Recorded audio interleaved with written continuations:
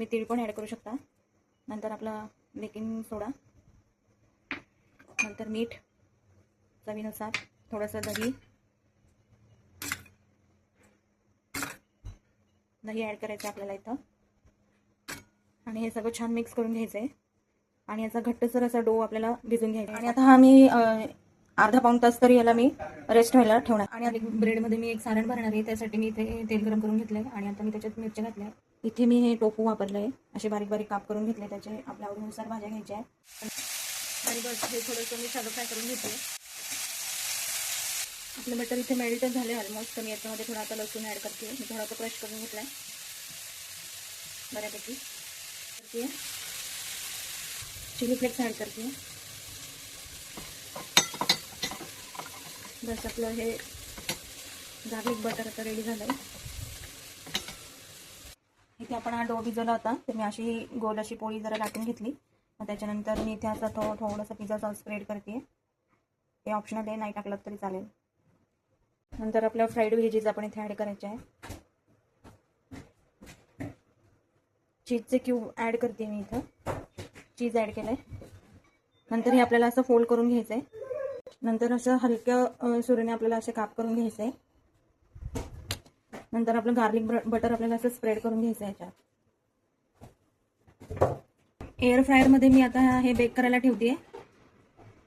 170ला मी 10 मिनटं ठेवणार आहे.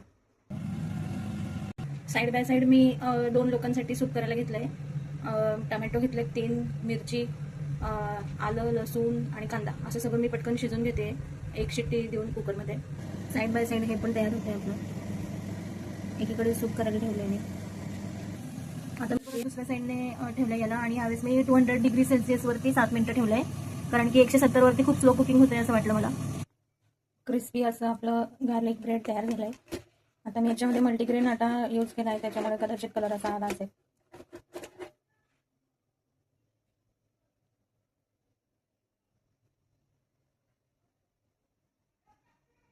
आता मी बाकीचे उरलेले पण आता करून घेते असे.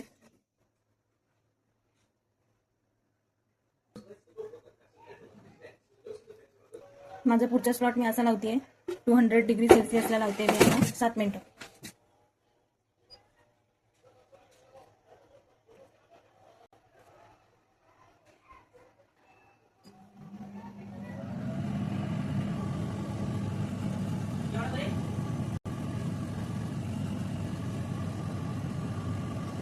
टमॅटोचे असे सालं काढून घेतले मी. एअर फ्रायरमध्ये मी दोन्ही साईडने त्याला बेक करून घेत असते, कुठलाही पदार्थ असू देतो. आपल्या टमॅटोज मी आता छान ग्राइंड करून घेते पटकन. छान आपली प्युरी तयार झालेली आहे. आता मी याला छान मस्तपैकी फोडणी देणार आहे आणि मग आपलं सूप तयार.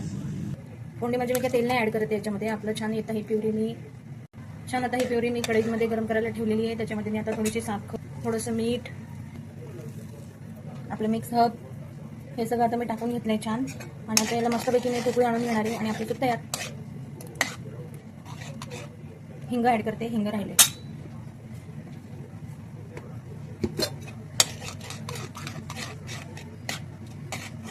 खूप छान लागतं हे सूप. आपलं डाएट पूर्ण बॅलन्स करतं. परत दुसरा माझा आजचा मेनू आहे multigrain garlic bread with stuff veggies. आपल्याला व्हेजी शॅलो फ्राय केलेल्या आणि टोमॅटो सूप. तुम्ही पण नक्की ट्राय करून बघा. मेहनत खूप लागते आणि स्वाद पण खूप छान आहे. तर असंच माझे व्हिडिओज तुम्ही बघत राहा, एन्जॉय करत राहा आणि माझ्या चॅनलला नक्की सबस्क्राईब करा. Thank you so much.